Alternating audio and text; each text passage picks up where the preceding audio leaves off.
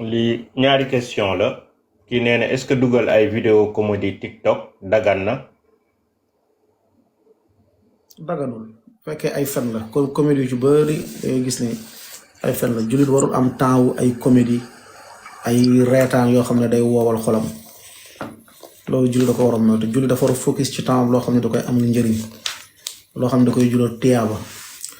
waaye ay comédie ay yooyu lu bari ci comédie yi ay wax lu dul dëgg la ak waxi safaan ak waxi ñàkk fayda te julit temps dafa sàkkar yoon sallallahu alayhi wasallam ne ixtanim xamsan qabla xams profitool ci juróom yi balaa juróom di ñëw mu ne ko lan bokk na ci wa faraaxaka qabla shughlik jamono bi ngay am temps balaa nga koy perte mu waxaat mu ne ñaari xewal yi de xewal yi rëy la ñu bari de maanaam dañ ko sàggane wala tàbbi wuñ ci maanaam profito wuñ ci ñaari xewal yi benn bi mooy wërgu yaram beneen bi moom mooy temps comédiens yi yëpp jëmuñu fenn ay buzz lañu bëgg ay kii nit ki dafa xool temps loo xam ne su ko defee au moins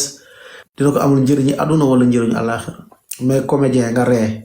bu génn nga ree xaxaxaxa après jeex na ban njëriñ nga ci am ban njëriñ au moins nga dem xool loo xamante ne soo ko defee dina la jural sax benn njëriñ àdduna wala mu jural la benn njëriñu àllaaxira waaw donte loolu ñun ñëpp dañ ciy tàbbi des fois bëgg ay comédie wala di seetaan comédie ñun ñëpp lu dul ko yàlla yërëm rek illaa man rahimallah mais dëgg fa yàlla amul benn njëriñ yàq temps kese la kii nee na ndax mën nga julli qiyaamul layli